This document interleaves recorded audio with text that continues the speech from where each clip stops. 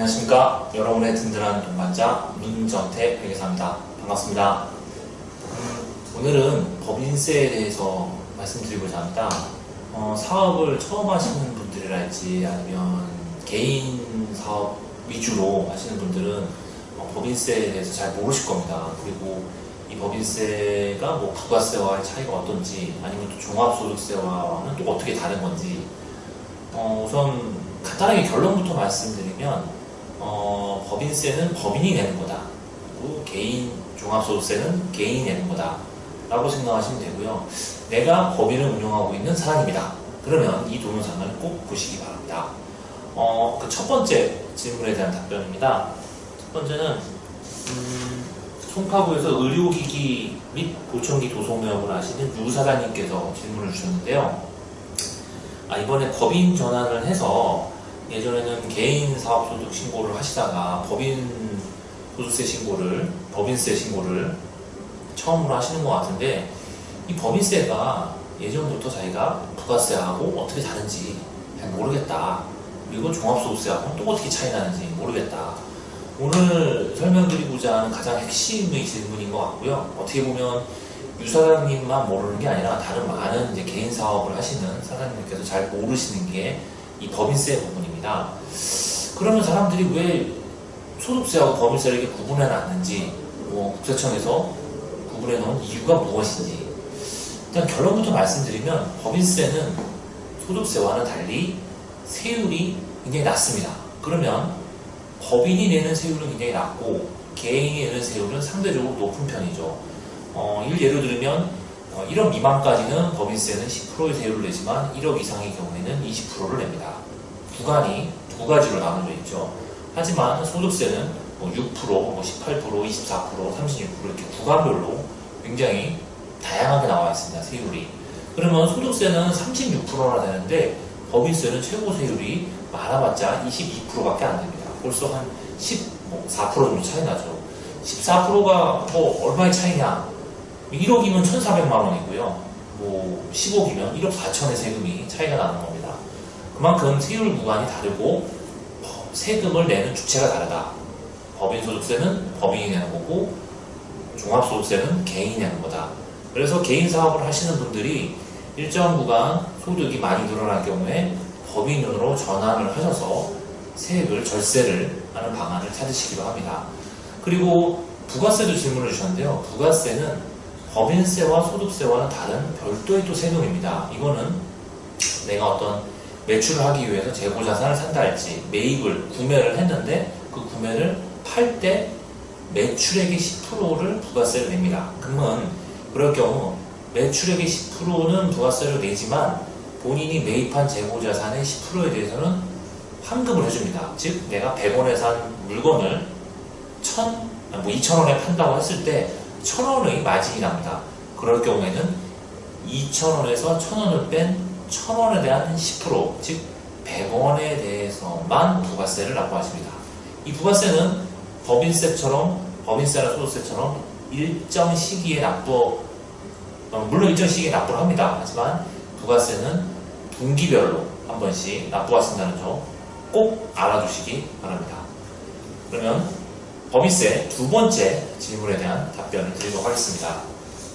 두 번째는 강남구에서 신재생에너지 사업을 하고 계시는 김 사장님께서 문의를 주셨네요. 이번에 법인 전환을 해서 그 법인세를 중간 예납을 하시려고 한다 하시네요. 근데 본인이 지금 8월 중순인데 늦은 게 아니냐 이렇게 말씀을 하셨는데,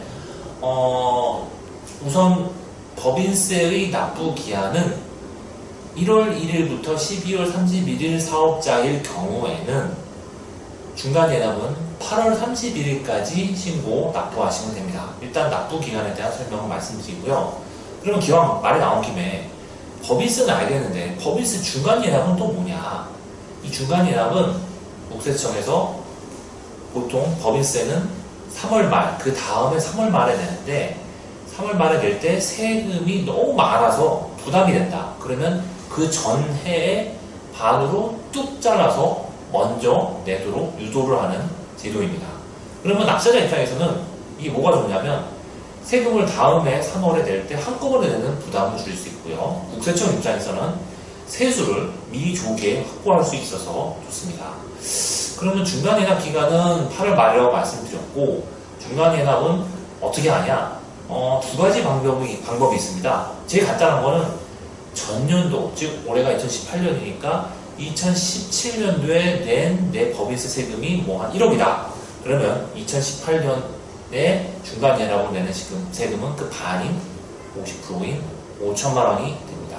이게 전년도의 반을 내는 방법이고요. 만약 내가 회계사님 제가 작년에 법인세 결손이어가지고 법인세 낸 게 없다. 근데 올해는 세금을 낼 것 같다. 그러면 어떻게 하나요?